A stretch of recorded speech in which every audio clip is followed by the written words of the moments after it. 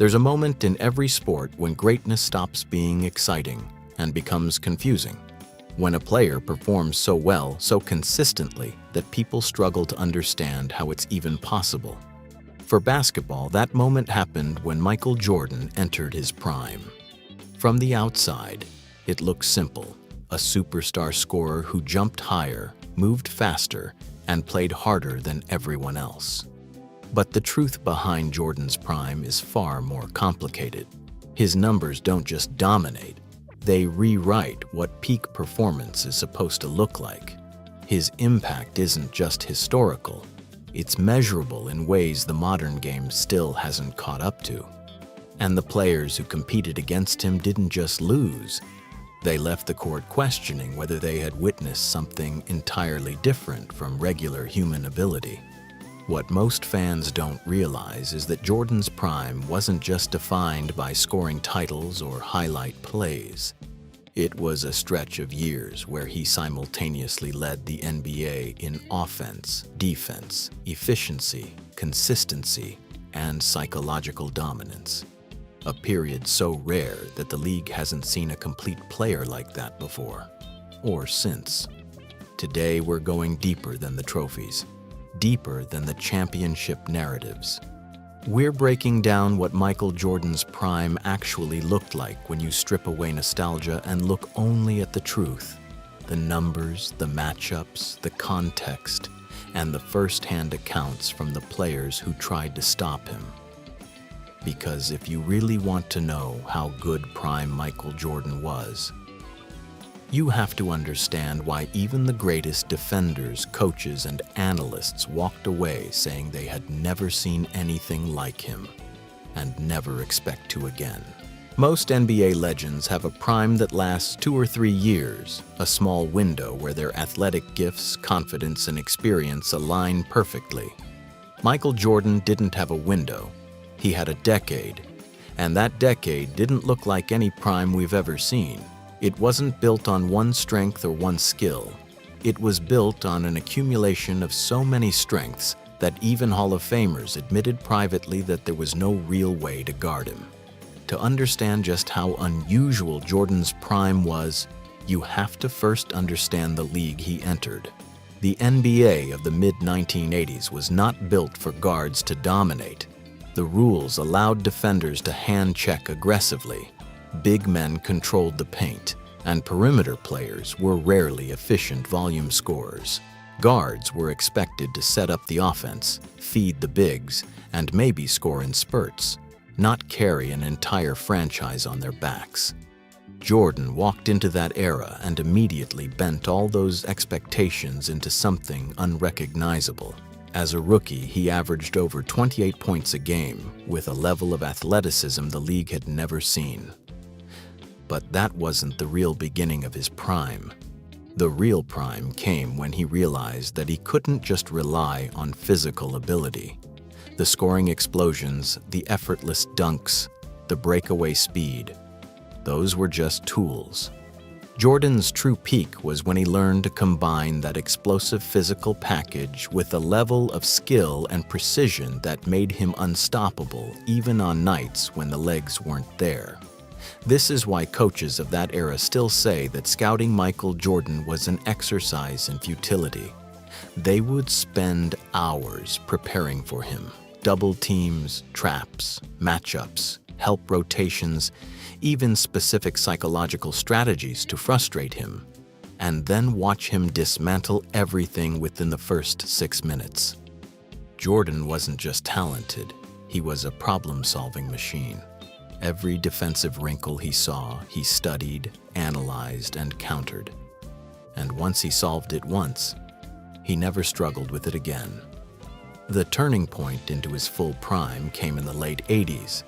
During this period, Jordan displayed statistical dominance that resembled something out of a video game. In the 1987-88 season, he averaged 35 points per game while shooting above 53% from the field. For a guard, that level of efficiency combined with that volume should be impossible. Yet Jordan did it while leading the league in steals and finishing near the top in blocks among guards. He wasn't just scoring, He was smothering opposing offenses on the other end. Opponents feared his ability to guard multiple positions, jump passing lanes, rotate like a power forward, and strip the ball cleanly without fouling. This wasn't normal. Guards simply did not anchor elite defenses. But Jordan broke that rule too. And his teammates saw something that viewers rarely got to see. Jordan wasn't naturally this polished. He worked himself into that form.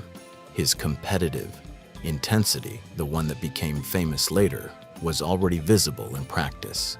He went at teammates, barked at veterans, demanded perfection, and pushed the entire organization toward a higher standard.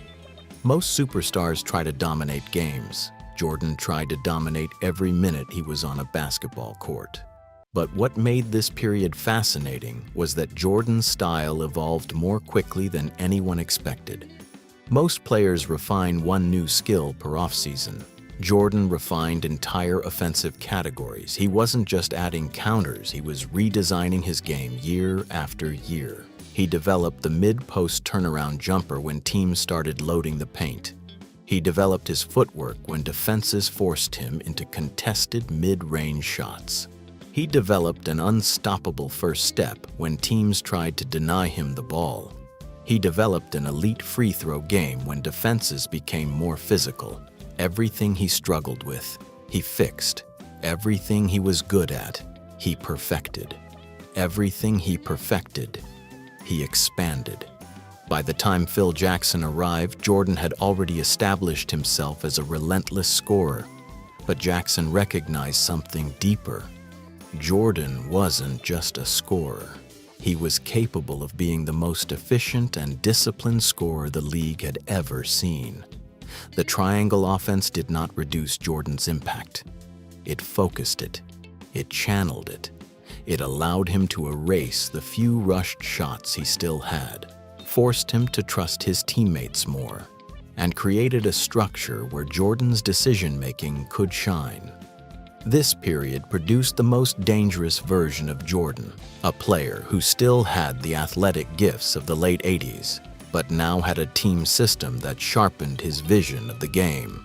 The early 90s championships are remembered for their highlight moments: the shrug game, the switching hands layup, the mid-air improvisations. But what often gets forgotten is Jordan's complete dominance over the mechanics of basketball. He controlled tempo by simply walking the ball up. He controlled spacing without even touching the ball. He controlled defenses with his eyes, his posture, his foot placement, and his ability to sense double teams before they formed. His real prime wasn't about raw talent, it was about control, and the league knew it. You can hear it in interviews from players of that era. They didn't just fear Jordan's scoring, they feared his ability to change the entire flow of a game. If his offense wasn't working, he'd dominate defensively. If his teammates were struggling, he'd take over the playmaking. If the game was tense, he'd calm the team down. If the game was slipping away, he'd go for 15 straight points. Jordan always found the switch that needed to be flipped. This complete understanding of the game created a version of Jordan who was almost robotic in how reliable he became. During the second three-peat, he wasn't the same high-flying athlete he once was. But that didn't matter. His fadeaway became a cheat code. His footwork became a textbook tutorial. His defensive positioning became perfect enough to mask any small decline in speed. He had reached a stage where he won games not with sheer athleticism, but with mastery. This is why his prime is so difficult to measure. Was his prime the late 80s when he was scoring effortlessly and jumping over everyone? Was it the early 90s when he was the league's best two-way player? Or was it the late 90s when his experience and IQ made him the most mentally dominant player in basketball history? The truth is, Jordan's prime was all of it. It wasn't one version of him. It was the incredible combination of all those versions at once. The athletic beast of the 80s, the two-way monster of the early 90s, and the surgical assassin of the late 90s all existed in one career, and each version learned from the last. This is the part that separates Jordan from every other great scorer or defender or leader. He didn't decline naturally, he transformed. Every time age pushed him in one direction, he found an adaptation that made him unstoppable again. The moment basketball couldn't deny him anymore. There comes a point in every athlete's career where the game stops testing them and starts obeying them. For Michael Jordan, that moment arrived long before the last shot, long before the flu fever broke, long before the trophies piled so high his hands couldn't carry them all. It happened on an ordinary night, not a finals game, not a record-breaking performance, but a regular season battle where the Bulls were trailing, the clock was leaking away, and all the noise of the arena felt like it was pushing in on itself. Jordan had the ball at the top of the key, two defenders smothering him, a third cheating over on the help side, no space, no angle. No reason to take the shot he was about to take. But that's when you understand why Michael Jordan wasn't just better than everyone. He was already beyond them. Because when the ball left his fingertips, fading left, body twisting, momentum going the wrong way, it didn't look like a shot. It looked like a question he already knew the answer to. A question the league had been asking for years. Is this guy really unstoppable? The ball fell through the net without touching the rim, and the crowd didn't explode. It froze, as if everyone in the building suddenly realized, this isn't a man having a great season. This isn't a peak athlete dominating an era. This is someone who has completely mastered the sport. Jordan jogged back down the court with that expression he wore so often, calm, almost bored, like he wasn't celebrating the moment. Because to him, it wasn't a moment. It was the standard he defined. That shot became the symbol of his prime. It wasn't the dunk from the free throw line. It wasn't a 40-point explosion. It wasn't a soul-snatching steal or a fadeaway over a double team. It was a reminder of the truth people still argue about today. Prime Michael Jordan wasn't a player. He was the expectation that everyone else failed to reach. He bent defenses until they broke. He bent rules until referees had nothing left to blow the whistle for. He bent games until the scoreboard matched his will. And in his prime, he became so consistently great that his greatness stopped being appreciated. People stopped asking if he would win. They asked how he would do it this time. That's the terrifying part. Basketball didn't just witness his prime, it surrendered to it. Opponents weren't trying to beat Jordan. They were trying to survive him. And when the dust finally settled, after the shots and the steals and the championships and the impossible nights where he refused to be human, one truth remained. Prime Michael Jordan wasn't the best version of a superstar. He was the closest the sport has ever seen to perfection.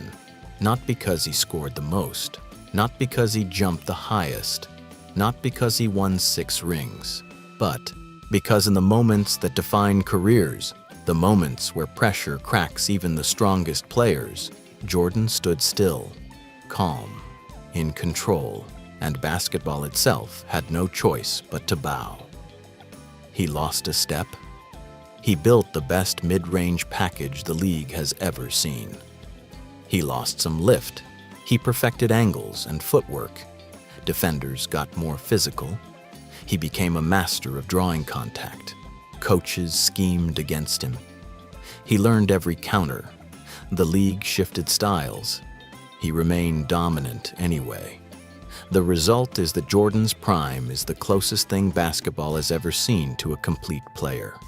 No real weaknesses, no exploitable gaps, no scenarios where he became predictable. No moments where he looked intimidated, no nights where he didn't impose his presence in some form. Opponents describe this era as exhausting. Coaches describe it as hopeless. Teammates describe it as inspiring. Fans describe it as legendary. But the statistics describe it in the clearest way possible. Jordan led the league in scoring almost every year of his prime, remained a top defender every year of his prime, and dominated clutch situations every year of his prime. His prime wasn't about what he could do, it was about what he could never be stopped from doing.